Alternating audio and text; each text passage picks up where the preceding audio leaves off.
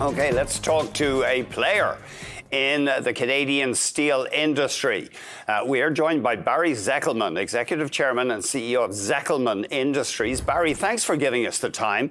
You say your business, or you run a business now, you and your family, that is the largest pipe and tube manufacturer in North America with 19 locations. But you're not public, so we don't hear that much about you.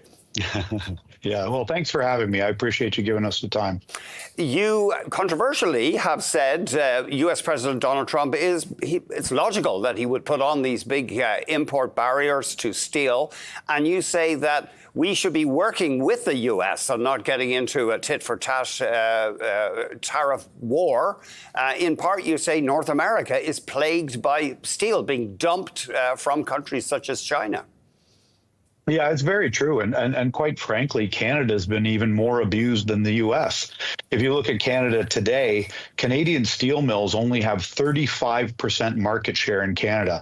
The rest is taken up by imports, some from the U.S. and a vast amount from other countries like Vietnam and India, China by way of displaced imports from the others, Korea into Canada. So the problem is that, you know, Canada now has nowhere else for its steel to go when it gets displaced from these other countries. So they look to the southern market, they look to the U.S. and they ship it there. So today, Canada ships, well, not today, now there's tariffs, but Canada traditionally would ship 6 million tons a year to the U.S., and the U.S. would ship 3 million tons a year to Canada, and 5 million tons a year would come from other countries.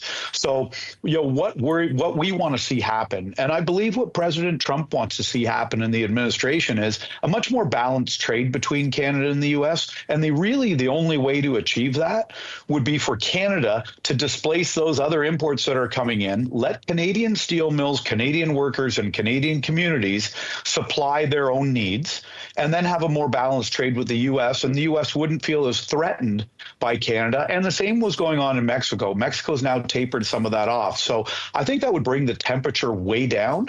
I think it would give Canadian mills the reprieve that they need to supply the Canadian market. Now, admittedly, there's some product that we don't produce here. And actually, ironically, we don't produce it here because it got chased out of business because of imports. We don't produce beams and we don't produce rail, and we need both. So some of that and the bulk of that could easily come from the U.S. and does now, but the bulk of it could, most of it could. And we could have a great trading relationship with the U.S. and the temperatures would come off. So we're asking the Canadian government to effectively block out those other poorly traded imports into Canada that have beaten us up and taken our market share and forced us to then ship to the U.S. So that's all we're asking. What about your business then? You're a big tube manufacturer. Do you get affected by by actual imports of cheap tube? Oh yeah, absolutely. I mean, there's a bunch of tubing that comes into Canada, and actually the U.S. is even more affected by tube. So we'd like to see that tube displaced from Canada, so that we and others could supply the market. You know, I'm still running, but I've got competitors of mine like Welded Tube of Canada, who's, you know, they've laid off 150 or 180 people. They've shut down 4 tube mills, and it's just a dire situation for them. And they're a great Canadian company and should be thriving. There's no reason for foreign tubing to come from around the world into these markets.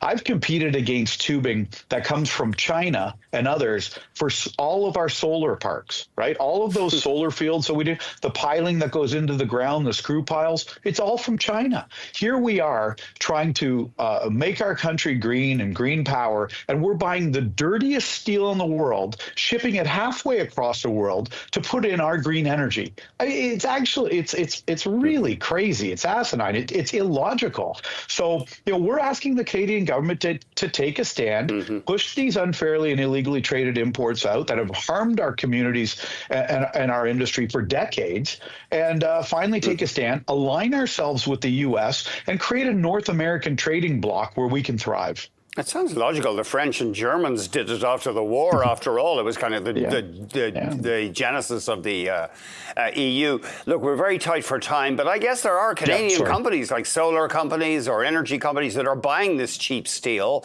I guess, you know, they want to get it as cheaply as they can. It's logical. Should they be stepping up to support Canadian producers more?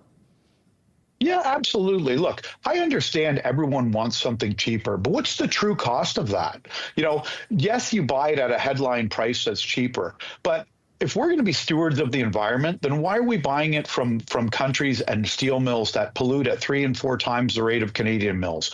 If we're going to love our country and support our communities, there's a cost to buying that steel. We're displacing Canadian workers. We're displacing Canadian taxes. Then we have to prop them up with the social network and other things. There's a cost to that. So is it really cheaper? I think we're costing us our communities and our country a great deal. We can solve this with the U.S.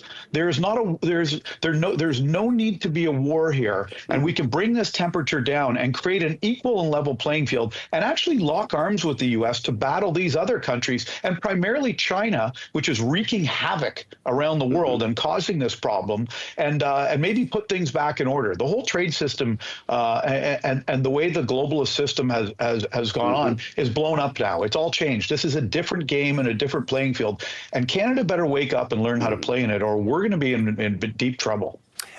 Thank you, Barry. You've given us some intriguing thoughts there. I can see the logic of Canada and the U.S. teaming up on this thing. Thank you very much indeed for joining us. Yeah, well, thank you. And if you and I can see the logic, I hope everyone else can too. So I appreciate the time. Thank you. Barry, thanks. Barry Zekelman, Executive Chairman and CEO of Zekelman Industries.